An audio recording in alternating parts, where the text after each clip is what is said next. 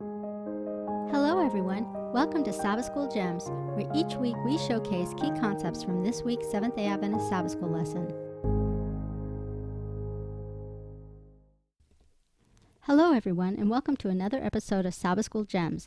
This is lesson 13 for the third quarter for Sabbath, September 25, 2021, and it's titled The Ultimate Rest, and it's from the quarterly Rest in Christ. Now, this is the last lesson of this quarterly, not last but not least. There's a lot of good gems in here, so we're going to go through it. It's talking about the cosmic battle, the global unrest, and God's plan to give us what man can't even imagine, as is recorded in 1 Corinthians 2:9. It says, "Eye has not seen, nor ear heard, nor have entered into the heart of man the things which God has prepared for those who love him." And that's actually a quote from Isaiah from the Old Testament, and we'll go into that a little later on.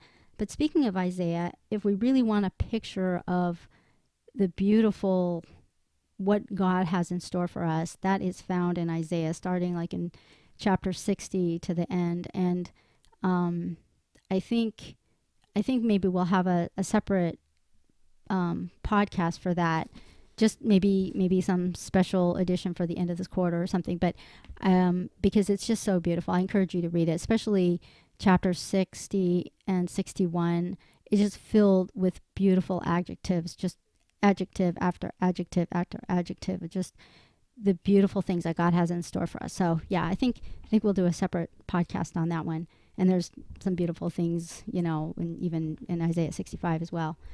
But for now, so this lesson starts with Revelation 1, starting in verse 9. It says, "I, John, both your brother and companion in the tribulation and kingdom and patience of Jesus Christ, was on the island that is called Patmos for the word of God and for the testimony of Jesus Christ.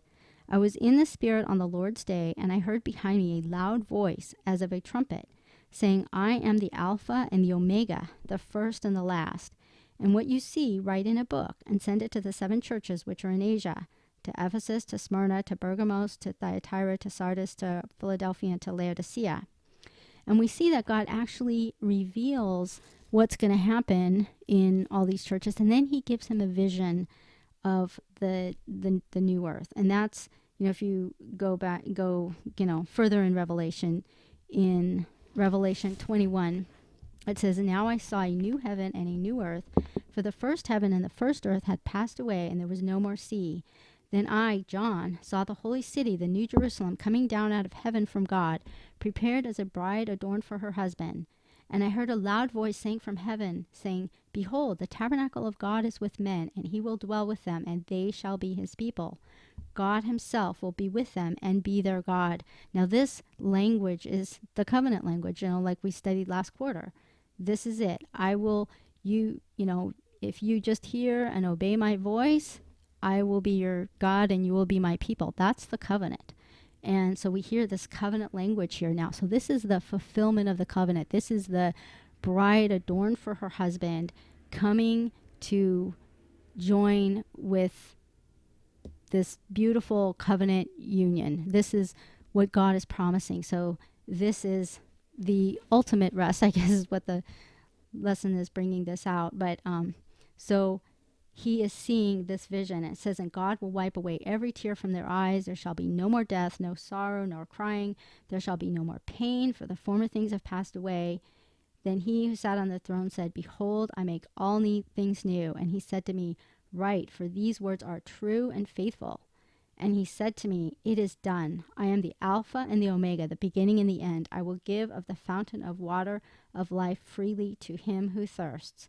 He who overcomes shall inherit all things, and I will be his God, and he shall be my son." That is the covenant. This is the absolute fulfillment of the covenant. And it goes on to describe the New Jerusalem. This is still in Revelation 21. You can read that through, the rest of that chapter. Just beautiful things like the construction of its walls are jasper. The city was pure gold, like clear glass. The foundations of the wall of the city were adorned with all kinds of precious stones. There's 12 gates of pearl. It's just so beautiful. So that's a picture on this island that he was banished to. And, there's a lot of people throughout the Bible characters that also saw visions. And I don't know why the lesson didn't really bring these out, but there's a lot of ones. We're not going to go through all of them, but, just think of Abraham, when he seeing the vision. Let me just see, in Genesis 22:17, it says, blessings I will bless you, and multiplying I will multiply your descendants as the stars of the heaven and as the sand which is on the seashore, and your descendants shall possess the gate of their enemies. It's he when he's talking about the sands of the sea and the your descendants are going to be these multitudes. I mean, Abraham knew this was way in the future. I mean, even if they have many children and live a long time, it's still, this vision is of this future, this really future. And he knew it by the description here. And so he's seeing a vision of this prize, I guess, this end, the covenant, the resting place, this beautiful vision. Now, people say, well, it was the temporal, the promised land. But I think he knew that this was in the future, that this was definitely, they were going to come into the promised land, but this was something more than that. And I think Abraham knew it. How about the vision that was given to Isaac? It says, and this is Genesis 26, starting in verse 2. Then the Lord appeared to him and said, do not go down to Egypt, live in the land of which I shall tell you. Dwell in this land, and I will be with you and bless you. For to you and your descendants I give all these lands, and I will perform the oath which I swore to Abraham your father. And I will make your descendants multiply as the stars of heaven. I will give to your descendants all these lands, and in your seed all the nations of the earth shall be blessed. Because Abraham obeyed my voice and kept my charge, my commandments, my statutes, and my laws. That is the covenant. This is the end of the covenant, that they're going to get this. They're going to be able to dwell in this land. And so we see that that was reiterated to Isaac as well. And he also saw that, and of course Jacob too. And they saw this descendants just multiplying. So they also had that vision. Who else? What about Moses? That Moses he struck the rock. He was not allowed to go into the promised land, but he was brought up onto the mountain and he saw it there. So I'll just be reading Deuteronomy 34, starting in verse 1. It says, then Moses went up from the plains of Moab to Mount Nebo to the top of Pisgah, which is across from Jericho. And the Lord showed him all the land of Gilead as far as Dan, all Naphtali and the land of Ephraim, and Manasseh, all the land of Judah as far as the western sea. Then the Lord said to him, this is the land of which I swore to give Abraham, Isaac, and Jacob, saying, I will give it to your descendants. I have caused you to see it with your eyes, but you shall not cross over there. And, I think that even Moses was seeing more than just that promised land.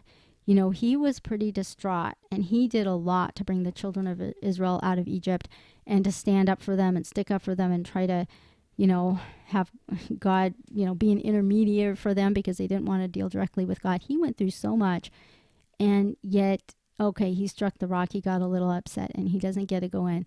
But you know what? I think when God brought him up to that mountain, he saw the bigger picture. He saw this wasn't just going in and possessing this land. He saw something that was much, much greater. And I mean, not that he made a distinction between the two. I don't know if he did or not. But I think the vision that he saw right before he died on that mountain, I think God was giving him this comfort that was just incredible. And that he was seeing this really beautiful vision to really enter into this rest, or into this promised land, to have this city, this holy city adorned as a bride, come down and meet with God. I think he was seeing that too. He was seeing that ultimate meeting of God and his bride. And let's see, we can go on and on. What about in Daniel? Daniel was shown a vision of the future, and it kind of terrified him, but then the angel came back and was trying to explain it to him, and he still wasn't sure. And he said,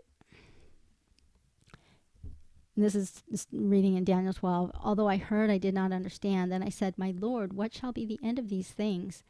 And he said, Go your way, Daniel, for the words are closed up and sealed until the time of the end. Many shall be purified, made white and refined, but the wicked shall do wickedly, and none of the wicked shall understand, but the wise shall understand. And he says, jumping down to verse 13, but you go your way till the end, for you shall rest. But you go your way till the end, for you shall rest and will arise to your inheritance at the end of the days. And I think also this was a comfort, a bigger picture that he saw. And of course, in Hebrews, it talks about that. Hebrews 11:13, it says, These all died in faith, not having received the promises, but having seen them afar off, were assured of them, embraced them, and confessed that they were strangers and pilgrims on the earth. So, we can see that it's not just Paul that's getting this vision. There's been visions given all throughout to God's people, showing them, giving them this bigger picture. And we'll see how that's important. The next thing that the lesson goes into is talking about Jesus when he's talking and giving his sermon and getting asked a question. Let's go to Matthew 24. And it says, Now as he sat on the Mount of Olives, the disciples came to him privately, saying, Tell us, when will these things be? And what will be the sign of your coming and of the end of the age? And Jesus answered and said to them, Take heed that no one deceives you, for many will come in my name, saying, I am Christ, and will deceive many. And you will hear of wars and rumors of wars. See that you are not troubled, for all these things must come to pass, but the end is not yet. Nation will rise against nation, and kingdom against kingdom, and there will be famines, pestilences, and earthquakes in various places. And does that sound like now? And it says, And all these are the beginning of sorrows.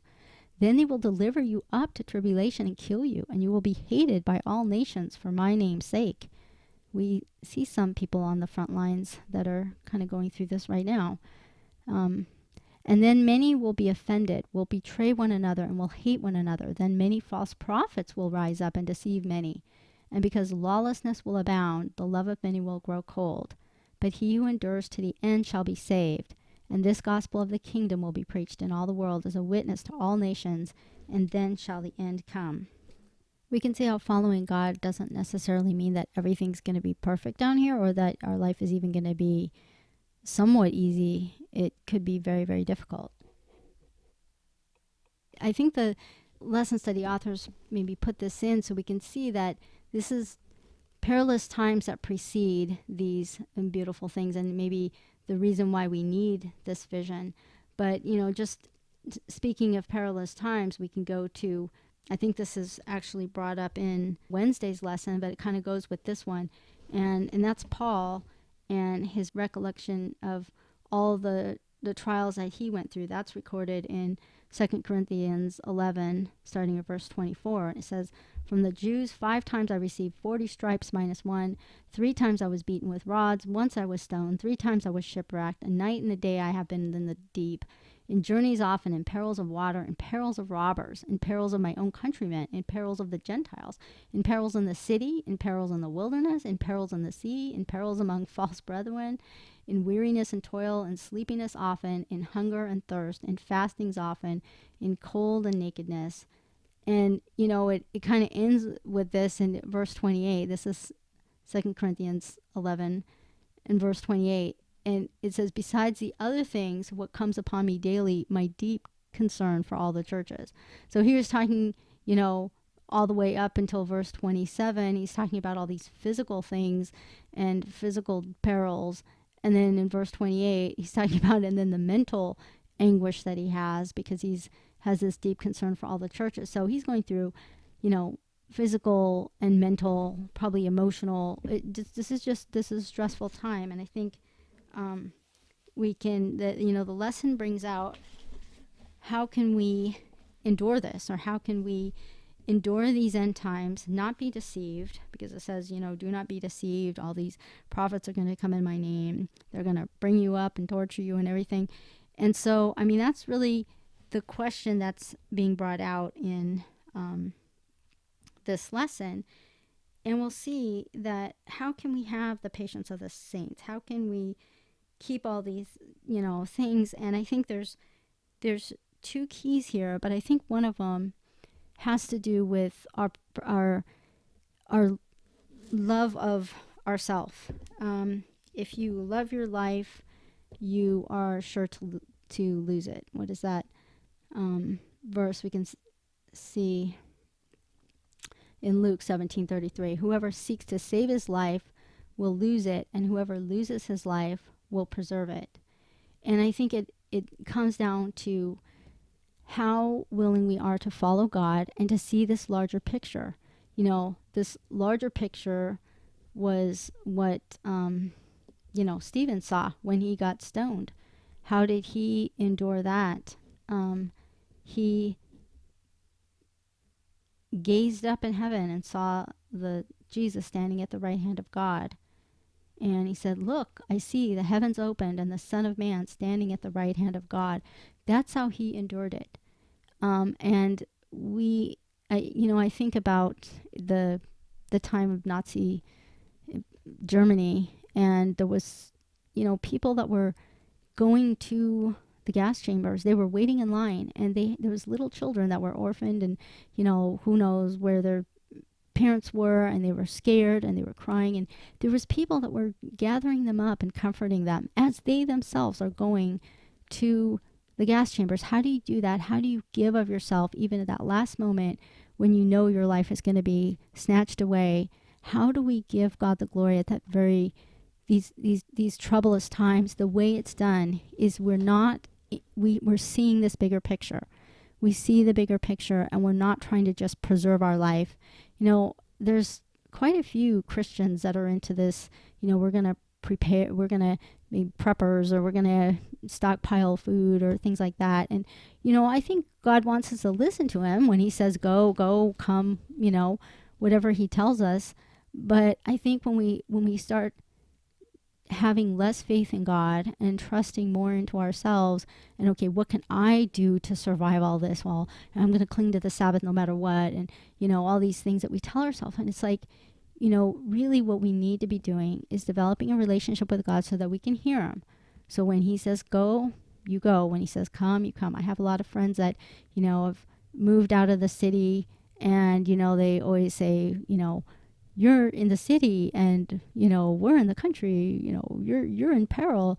And I just think of Lot being dragged out by by the hand. Not that any of us should get to that point, but I just think that there's just a million ways that God can protect us, and he does protect us.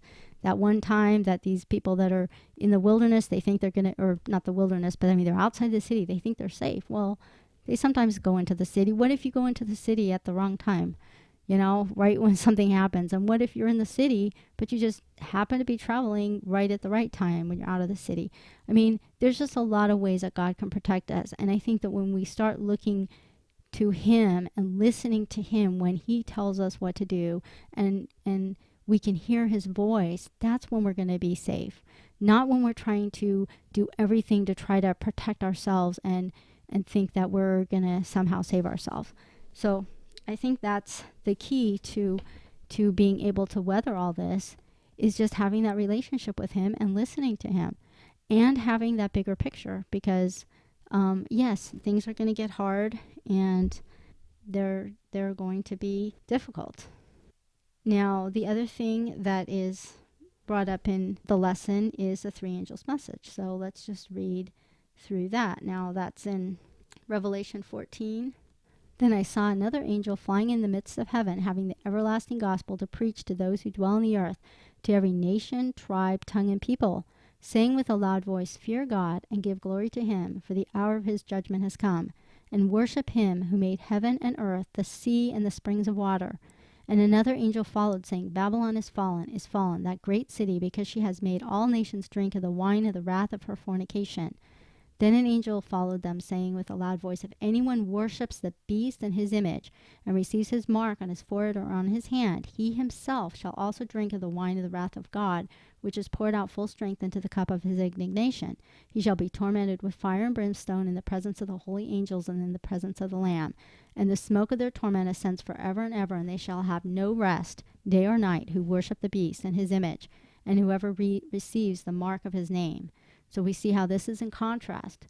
This is happening about the same time as this bride is coming out and this covenant is being sealed. Well, these who have rejected the covenant, they didn't want to enter it. They had a choice, but they didn't want to enter into this covenant relationship. They're not going to have this rest. And here is the patience of the saints. Here are those who keep the commandments of God and the faith of Jesus. And then I heard a voice from heaven saying to me, "Write, blessed are the dead who die in the Lord from now on. Yes, says the Spirit, that they may rest from their labors and their works follow them." And this is, these texts here are comfort also for those last days when there will be a lot more martyrs. And just think of the martyrs that have been throughout history. But it's, as I said, like Stephen, they have this other vision that's driving them. It's like you're going to battle, you're you're a soldier. You have a bigger picture. Yes, you want to preserve your life, but that's not your mission. Your mission is to preserve whatever you're fighting for. And so, that just takes a second seat to it. And I think that's what we will have to get us through these times. We'll have to do that. But look at what this three angels message is saying, because this is so important, and we don't have time in this gems to go through this. This is like a whole nother gemstone with a whole lot of other gems in it. But at least we can look at it from the standpoint of this rest. And, from fear God and give glory to him. So this is how, God defines who he is. If we do not know who the God is that we're worshiping, we can't worship him. And I know that sounds kind of silly, but it's true. This is the God. This is the God who created the heavens and the earth. This is the creator God. He's defining himself. And then it's warning against worshiping this beast and his image. God says not to have any other gods before me and not to worship anyone but him. He's a jealous God. And we see that it's all about worship here. And so really the important takeaway here is that, we need to know the God that we're worshiping, and we need to be listening to him and following him, hearing his voice. If we want to have the rewards of this covenant relationship, we need to enter into this. And that involves really knowing God, hearing his voice, and keeping his commandments. Here it says, "Who keep my commandments and have the faith of Jesus." And, people think, well, if I just, I'm keeping his commandments. I keep these 10 commandments or 9 commandments or however many commandments you want to put on this checklist. But it's not about that. It's about listening to God. And, the lesson study mentioned the verse in 2 Peter about present truth. And I'm just, that verse is talking about something a little different, but I'll just say something about present truth. And,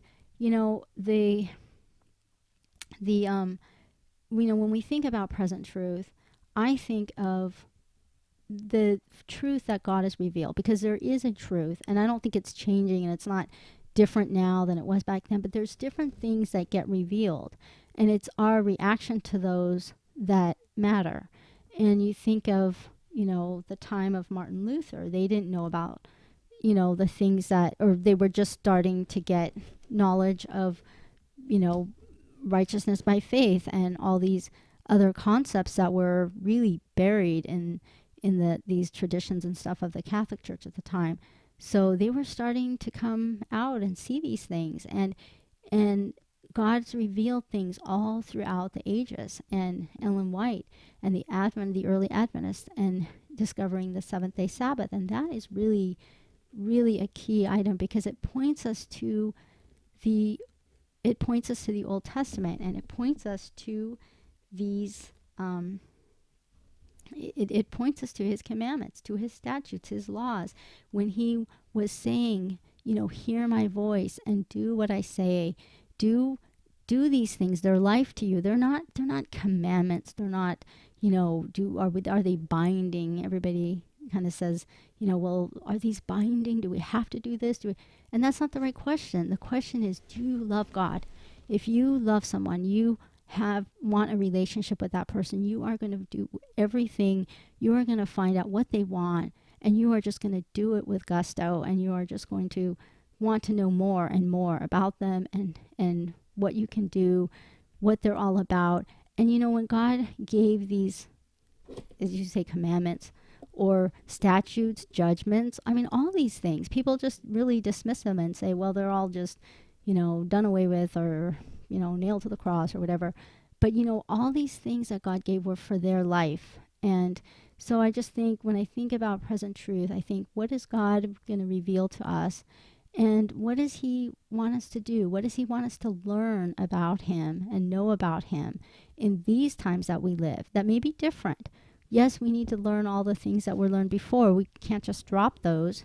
But what about all the things that he wants to show us? And, going back to his word, and going back to when he took the children of Israel out of Egypt and he showed them all these things. When Moses came down and the children of Israel had already built their golden calf, and he was threw the tables of stone down, and then he went back up to the Lord, and the Lord said, cut 2 more tablets. And that's when he also, I'll just read it, because that's when he passes by him as well and gives him a vision, gives him encouragement. He says, and the Lord said to Moses, cut 2 tables of stone like the first ones, and I will write on these tablets the words that were written on the first tablets which you broke. So be ready in the morning and come up to Mount Sinai, and present yourself to me there on the mountaintop, and no man shall come up with you, and let no man be seen throughout all the mountain. Let neither their flocks nor their herds feed before the mountain. And that's because if they would get close to the mountain, they would perish, because they were not ready. They were not ready or willing to enter into this covenant relationship. They had already separated themselves. They said, Moses, you go up to the mount. They were already rejecting the covenant, even though he just took them out of Egypt. They did not want to enter into this covenant. So in Exodus 34, going on in verse 4, he says, so he cut 2 tables of stone like the first ones, and Moses rose early in the morning and went up Mount Sinai as the Lord had commanded him, and he took in his hand the 2 tables of stone. Now, this is the part. Now the Lord descended in the cloud and stood there with him and proclaimed the name of the Lord. And the Lord passed before him and proclaimed, the Lord God, merciful and gracious, long-suffering and abounding in goodness and truth, keeping mercy for thousands, forgiving iniquity and transgression and sin, by no means clearing the guilty, visiting the iniquity of the fathers upon the children and the children's children to the 3rd and 4th generation. And so Moses made haste and bowed his head toward the earth and worshipped.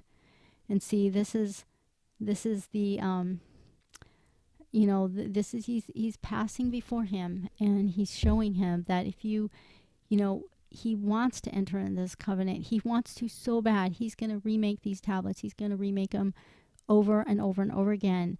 But ultimately, it's up to us to choose whether we want to be part of this relationship.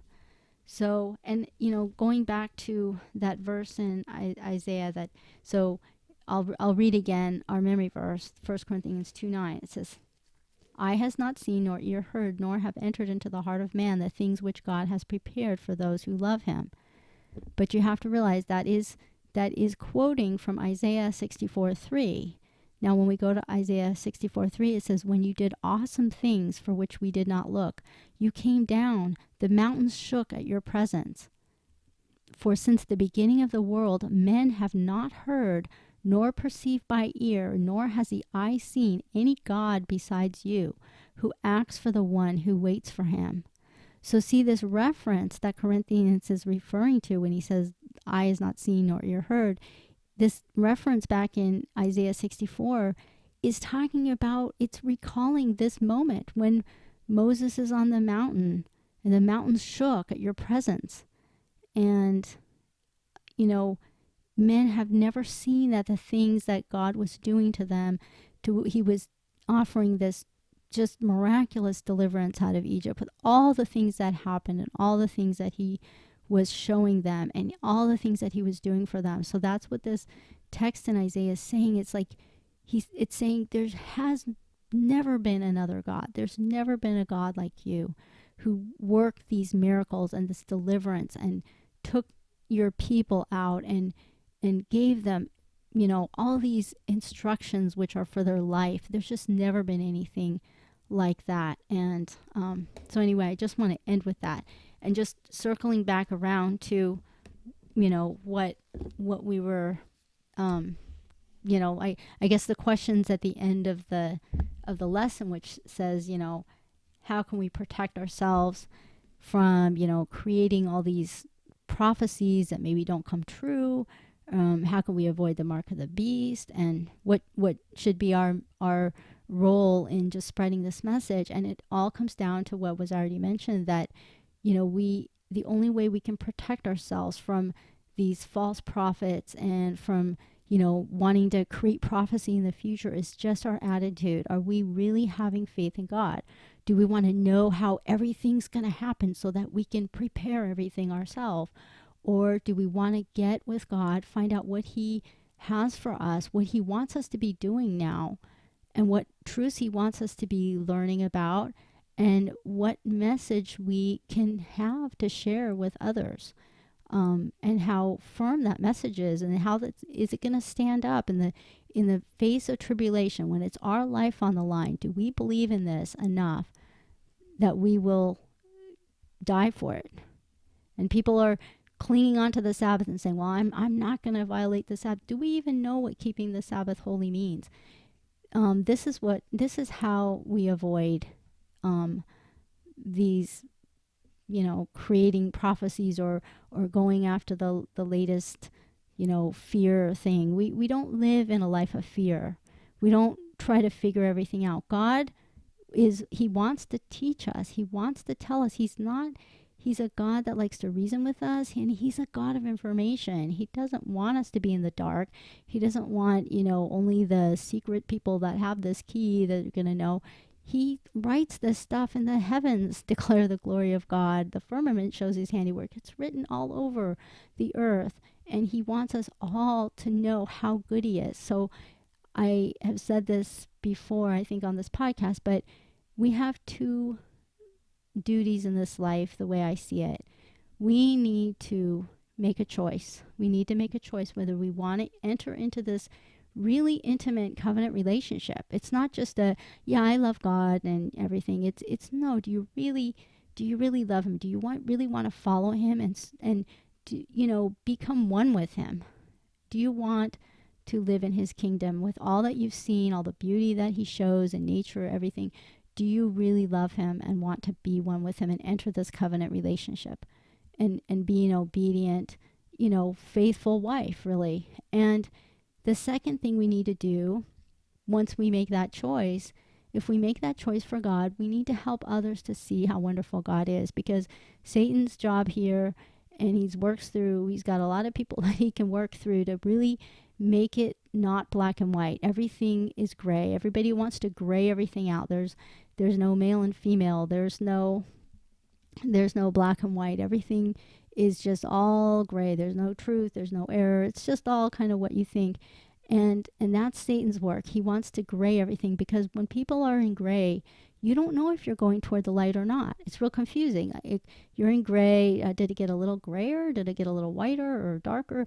You don't know. But when things are black and white, God, from the very beginning in Genesis, split light from darkness. And He's trying to show that He is the light. And He wants things split. He wants to show holy from the profane. He wants to show the clean from the unclean. He wants to not have mixed fibers, not have mixed fields, not have mixed cattle. He wants to separate, because then you can see how beautiful He really is. And so that's our job, to make our decision and then to show others how beautiful God is, so that they will make a good decision as well, so that they can see. And then we can all look forward to this time when we will get the end of this, relationship, this end of this covenant deal, where God is going to take us as His bride, and He is going to lavish us for eternity with the most beautiful that we cannot even imagine. So I really hope that you enjoyed this quarterly and going through it with us in this Sabbath School Gems. And we'll look forward to the next quarterly, and look forward to that special podcast that we will put out for Isaiah, because that's just so beautiful. So thank you all for listening, and we'll meet with you again next time. Bye for now. Thank you for joining us for this episode of Sabbath School Gems. If you enjoyed this podcast, please subscribe, give us a rating, and spread the word to others. Comments and questions can be sent to us at sabbathschoolgems@gmail.com. Bye for now.